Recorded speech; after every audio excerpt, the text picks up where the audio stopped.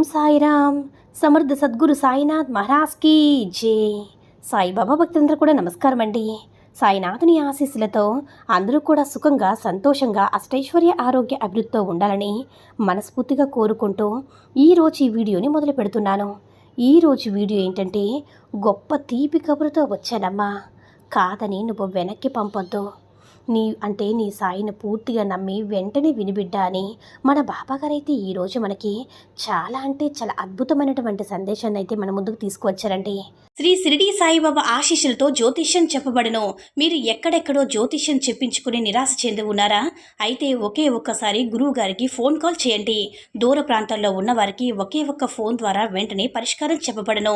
ప్రేమ, పెళ్లి, ఉద్యోగం, రాజకీయం, విదేశీ ప్రయాణం, ధనం నిలకడలేకపోవడం, భార్యాభర్తల గొడవలు, ఎటువంటి సమస్యకైనా సరే గురువుగారు మీ ముఖము, ఫోటో, చేయి, పేరు, వయసు, గోత్రం వాట్సాప్ చేయండి. స్త్రీ పురుష వశీకరణ 100% గ్యారంటీ.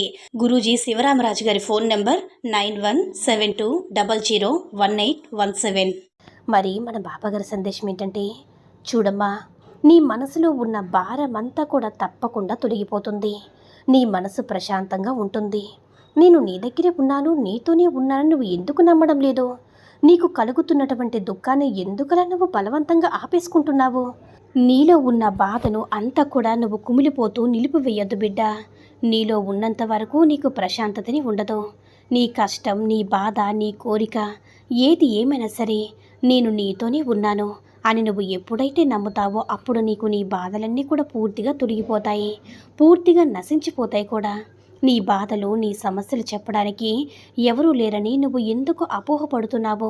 నేనున్నాను కదా. ఎవరు నిన్ను అర్థం చేసుకోలేకపోయినా సరే నీ బాబా నీకు తోడుగా ఉన్నారని గుర్తుపెట్టుకో. నీ దుఃఖాన్ని ఇలా బలవంతంగా ఆపుకోవద్దు బిడ్డ. నీ జీవితంలో నీకు చాలా ఎదురు దెబ్బలే తగిలాయి. అలాగే ఎన్నో సమస్యలు కుటుంబాన్ని చుట్టుముడతాయి, కానీ నువ్వు వాటిని ఈరోజు తట్టుకు నిలబడ్డావు కదా. మరి రాబోయేటటువంటి రోజుల్లో నీకు జీవితం ఇలాగే ఉంటుందన్నమాట అని ఎప్పుడు కూడా ఊహించుకోవద్దు. ఇప్పటి వరకు నా కుటుంబానికి అసలు సమస్యల మీద సమస్యలు ఉన్నాయి బాబా. ఎప్పుడు కూడా సంతోషంగా గడిపినటువంటి క్షణాలు అసలు లేవు. ప్రతిరోజు కూడా బాధపడుతూ వచ్చాను. ఆ బాధను, అలాగే ఈ సమస్య నుంచి పరిష్కారం అయితే నాకు అతీతంగా దొరకబోతుందని చెప్తున్నాను కదా. నువ్వు వింటున్న మాట నిజమే బిడ్డ. నేను ఎప్పుడు కూడా గారడి చేయను, ఒక మాటతో చెప్పడం లేదమ్మా. నువ్వు పూర్తిగా అటువంటి మాట చెప్పడం లేదని నీ మనసుకు సంతోషం కలిగించినటువంటి మాటలతో నీ సాయిని వచ్చానమ్మా. నీ కుటుంబానికి అన్యాయం జరుగుతుంటే అసలు నేను ఏమాత్రం కూడా సహించలేదు. ఇప్పుడు నీ జీవితంలో జరిగేటటువంటి కష్టకాలమంతా కేవలం కర్మ ఫలితమే. ఆ కర్మ ఫలితాన్ని నువ్వు, నీ కుటుంబాన్ని పూర్తిగా అనుభవించేలా చేస్తాను. నువ్వు ఎప్పుడు కూడా నా నుంచి తొలగించేటటువంటి రోజులు రాబోతున్నాయని గుర్తుపెట్టుకో. ఇప్పటి వరకు నీ కష్ట సమయాన్నంతా కూడా ఓర్పుగా, అలాగే ప్రతి ఒక్కటి చాలా బాధగా నీకు కొన్ని సమస్యలన్నీ కూడా ఉన్నట్లయితే ఆ సమస్య ఒకటి తర్వాత మరొక సమస్య వస్తూ ఉన్నప్పుడు నేను నీకు తోడుగా ధైర్యంగా నిలబడ్డాను. అది నిజమైన చాలా గొప్ప విషయమే తల్లి. కానీ నీలో బాధ, సమస్య ఉన్నంతసేపు ఆ బరువును సమస్య మోయడానికి నువ్వు ఎన్నో అవస్థలు పడ్డావో నాకు తెలుసు. ఎంతో అత్యవసరమైతే కానీ ఎవరిని నొప్పించావు కదమ్మా. నీకు వచ్చినటువంటి దుఃఖం అనేది మరి అలాంటిది. నువ్వు ఎంతగా ఇబ్బందులు పాలయ్యావో నాకు తెలుసు. చీటికి మాటికి కన్నీళ్ళు పెట్టుకోవద్దు. ఎందుకంటే ఆనందకరమైనటువంటి జీవితాన్ని నువ్వు చూడబోతున్నావు కాబట్టి. నువ్వు భరించలేనంత బాధ నీలో ఉన్నప్పటికి కూడా నువ్వు అసలు దాన్ని అణిచిపెట్టుకోవద్దు బిడ్డ. ఈరోజు నేను ఇప్పుడు నీకు సలహా ఇస్తున్నాను కదా. నీలో ఉన్న దుఃఖాన్ని ఈ రోజుతో విడిచిపెట్టు. నీ మనసులో ఉన్నటువంటి బాధ ఏదైతే ఉందో అదంతా ఒకసారి గుర్తు తెచ్చుకొని బాగా దుఃఖించు. ఎందుకంటే నీలో ఉన్నటువంటి దుఃఖమంతా వెళ్ళిపోతే నీ నుంచి మంచి ఆలోచన తప్పకుండా వస్తాయి. నీ బాధ చాలా వరకు పూర్తిగా తగ్గిపోతుంది. అందువల్ల ఒక్కొక్కసారి దుఃఖించడం కూడా చాలా మంచి విషయమమ్మా. మనసులో ఉండే ఆలోచనలు రకరకాల పరిస్థితులు బట్టి మనసు మనకు వస్తూ ఉంటుంది. ఆ ఆలోచనలన్నీ కేవలం వేదన తీసుకువస్తాయి.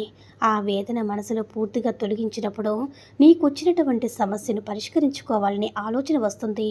నువ్వు ఎంతో పరిమితి చెందుతావు కాబట్టి నీకున్నటువంటి కష్టాలన్నీ తొలగించుకోవడంలో నువ్వు ముందడుగు వేయగలుగుతావు బిడ్డ. అయితే ఈ విషయాన్ని ఎప్పుడు కూడా మర్చిపోతున్నావో, నీ బాబా ఎల్లప్పుడూ కూడా నీ పక్కనే ఉంటున్నాడనే విషయాన్ని నువ్వు గుర్తుపెట్టుకోవడం లేదమ్మా. ఎల్లవేళ్ళ కూడా కాపాడుకుంటూ వస్తాను. నువ్వు కోరుకున్నట్లుగా అన్నీ జరుగుతాయి. నీ జీవితంలో ఎన్ని రోజులు దేనికోసమైతే బాధపడుతున్నావో, నీ సుఖ సంతోషాలు, నీ జీవితం, నీ కుటుంబంలో లేవని ఇన్ని రోజులుగా ఉన్నావో, అవి తప్పకుండా సంతోషాన్ని పొందుతావు. ముఖ్యంగా నీ బిడ్డల గురించి బాధపడద్దు. వారి భవిష్యత్తునంతా నేను చూసుకుంటాను. కేవలం నీ బిడ్డల ఆనందకరమైనటువంటి జీవితం గడిపితే చాలని సంతోషిస్తున్నావు కదా, అంతకంటే నేను ఎక్కువగా సంతోషిస్తాను. వారి ఆనందమే నా ఆనందంగా చూసుకుంటాను. గొప్ప విషయం సాధించుకుని తప్పకుండా రా బిడ్డ. నా యొక్క బలమంతా కూడా నీకు ఎప్పుడూ ఉంటుంది. నా బిడ్డల భవిష్యత్తు బంగారమేం చేస్తాను. ఈ రోజు నుంచి నీ జీవితంలో కొత్త మలుపును తప్పకుండా చూస్తావు.